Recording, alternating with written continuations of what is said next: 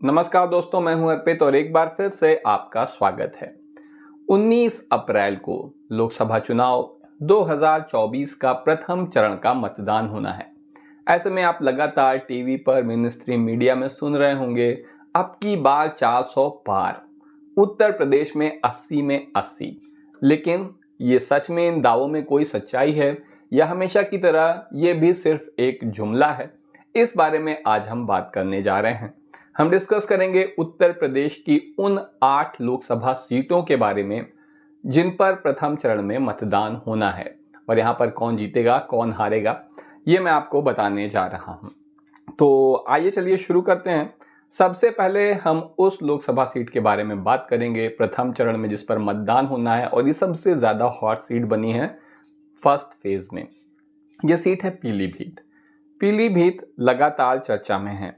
इसके पीछे वजह यह है कि भारतीय जनता पार्टी ने यहां से अपने वर्तमान सांसद वरुण गांधी का टिकट काट दिया है, क्योंकि वरुण गांधी न केवल भारतीय जनता पार्टी और प्रधानमंत्री मोदी की गलत नीतियों की आलोचना लगातार करते रहे हैं, भारतीय जनता पार्टी में होते हुए भी वो कभी बेरोजगारी, महंगाई, इन सब मुद्दों को वो उठाते रहे हैं काफ़ी मजबूती से। इसी वजह से नाराज़ होकर भारतीय जनता पार्टी ने इन्हें टिकट नहीं दिया, बल्कि ये कहना ज़्यादा सही होगा कि प्रधानमंत्री मोदी के खिलाफ जो भी आवाज़ उठती है उसके लिए भाजपा में कोई जगह नहीं है। वरुण गांधी को इसकी कीमत चुकानी पड़ी, मोदी का गलत नीतियों का विरोध करने की, और उनका टिकट यहाँ से कट गया है। ऐसे में यहाँ पर इन्होंने उतारा भी है तो किसे? जितिन प्रसाद को, जो अभी कुछ साल पहले ही कांग्रेस से आए हैं। असल में भारतीय जनता पार्टी को भारतीय कांग्रेस पार्टी कहना ठीक होगा, क्योंकि भारतीय जनता पार्टी के लगभग आधे नेता कांग्रेस से आए हुए हैं।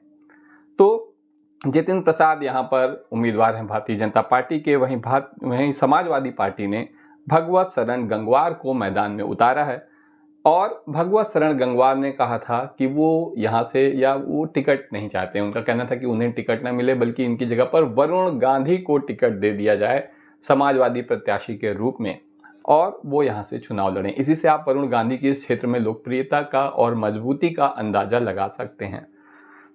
लेकिन ऐसा हुआ नहीं। भगवत शरण गंगवार को यहाँ से सपा ने अपना प्रत्याशी बनाया है और तब से भगवत शरण गंगवार ऐसा दावा कर रहे हैं कि वरुण गांधी, उनके समर्थक और उनका जो कैडर है वो सभी भगवत शरण गंगवार के चुनाव अभियान में लगे हुए हैं। उनके समर्थन में वरुण गांधी के समर्थक हैं।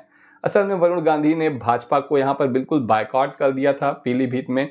उन्होंने अपना खुद का कैडर बनाया हुआ था, अपना प्रचार अभियान सब कुछ खुद चलाते थे, अपने सारे कार्यक्रम खुद चलाते थे। और अब ये सारा सिस्टम भगवत शरण गंगवार का समर्थन कर रहा है और पीलीभीत में भारतीय जनता पार्टी हारने जा रही है। यहाँ पर सपा आसानी से चुनाव जीत जाएगी। दूसरी सीट है मुजफ्फरनगर। मुजफ्फरनगर में भी भारतीय जनता पार्टी के हाई प्रोफाइल नेता संजीव बालियान मैदान में हैं और इनका सामना समाजवादी पार्टी के हरेंद्र मलिक से हो रहा है। आप लगातार टीवी मीडिया पर, सोशल मीडिया पर देख रहे होंगे, संजीव बालियान काफ़ी उल्टे सीधे बयान दे रहे हैं। वो जहां भी प्रचार करने जा रहे हैं उनका विरोध हो रहा है। कई जगह पर उन्हें घेर लिया गया, गांव में नहीं घुसने दिया गया। ऐसे में संजीव बालियान का अभियान रफ्तार नहीं पकड़ पा रहा और हरेंद्र मलिक मुजफ्फरनगर से चुनाव जीतने जा रहे हैं। इसके बाद जो अगली सीट है वो है कैराना। कैराना में इकरा हसन का सामना भारतीय जनता पार्टी के प्रदीप कुमार से है। इकरा हसन ने पिछले विधानसभा चुनाव में जेल में बंद अपने भाई के लिए प्रचार किया था और उन्हें जीत दिलाई थी। ये काफ़ी पढ़ी लिखी महिला हैं, काफ़ी मजबूत उम्मीदवार हैं, तभी से इनके टैलेंट को पहचान मिली और सपा ने इन्हें लोकसभा प्रत्याशी बनाया। तो इकरा हसन यहाँ पर चुनाव जीतने जा रही हैं। आप 3 सीट घटा सकते हैं 80 में 80 से, पीलीभीत, मुजफ्फरनगर और कैराना। तो अब 77 सीट ही भाजपा को मिल सकती है, लेकिन रुके रहिए, थोड़ा इंतजार करिए, अभी तो पहला चरण की शुरुआत ही है। अगली सीट है बिजनौर। बिजनौर के मामले में थोड़ा सा आपको समझना होगा। इसके बारे में ये कहा जा रहा है कि यशवीर सिंह, जो कि एक दलित चेहरा हैं, इन्हें पहले सपा ने अपना प्रत्याशी बनाया था, लेकिन क्योंकि यहाँ पर दलित समाज की जनसंख्या उतनी अधिक नहीं है। इसीलिए पीडीए के नारे के तहत दीपक सैनी को सपा ने अपना उम्मीदवार बनाया। तब से कहा जाने लगा कि अखिलेश डर गए हैं, सपा डर गई है, घबराए हुए हैं और इसीलिए बार बार प्रत्याशी बदल रहे हैं। लेकिन ये बिल्कुल सोचा समझा और सही कदम है। यहाँ पर दीपक सैनी भारतीय जनता पार्टी के चंदन चौहान को हरा देंगे। तो ये 4 सीटें हैं जहाँ पर सपा आसानी से जीतने जा रही है प्रथम चरण में। लेकिन ये कोई टीवी न्यूज़ तो है नहीं कि सारी सीटें सपा को ही जिता दें, ठीक है। तो अब कुछ ऐसी सीटें हैं जहां पर मामला फंसा हुआ है, जिनके बारे में अब हम बात करेंगे। तो जिन सीटों पर मामला फंसा है उसमें पहली है रामपुर। रामपुर से आजम खान पहले चुनाव जीते थे, लेकिन जब वो विधानसभा के लिए विधायक भी चुने गए तो उन्होंने लोकसभा से इस्तीफा दे दिया। उसके बाद यहाँ पर उपचुनाव में भारतीय जनता पार्टी के घनश्याम लोधी चुनकर आए। रामपुर यहाँ पर आजम खान का गढ़ है और उतारा गया है यहाँ पर दिल्ली जामा मस्जिद के इमाम मुहिबुल्लाह को समाजवादी पार्टी ने अपना प्रत्याशी बनाया है, जिनका मुकाबला घनश्याम लोधी से है। अगर यहाँ पर आजम खान मुहिबुल्लाह का समर्थन करते हैं तब यहाँ पर आसानी से समाजवादी पार्टी जीत सकती है, अन्यथा कोई समस्या भी हो सकती है। इसके अलावा सहारनपुर लोकसभा सीट है जहाँ पर इमरान मसूद कांग्रेस के प्रत्याशी हैं। यहाँ पर इंडिया गठबंधन में कांग्रेस को सीट मिली है।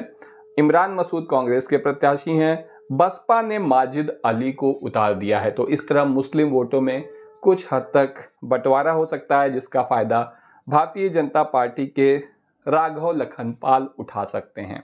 तो ये 2 सीटें हैं जिनके बारे में मैंने आपको बताया कि यहाँ का गणित कैसा है।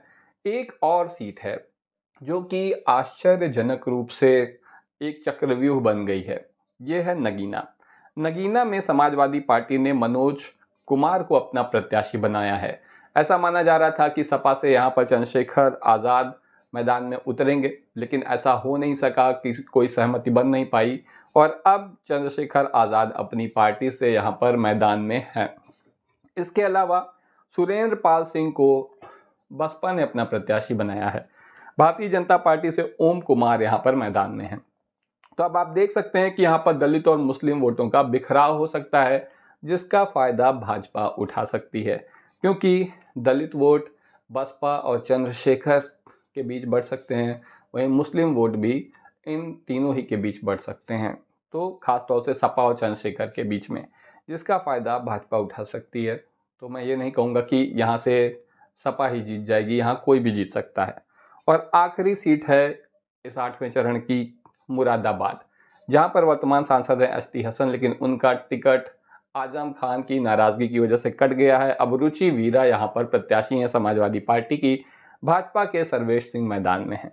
अगर एसटी हसन रुचि वीरा का समर्थन करते हैं तभी यहां पर सपा जीत पाएगी, नहीं तो नुकसान उठाना पड़ेगा। इस बारे में आपका क्या कहना है, कौन जीतेगा, और प्रत्याशियों के बारे में भी बता सकते हैं और सीटों के बारे में बता सकते हैं।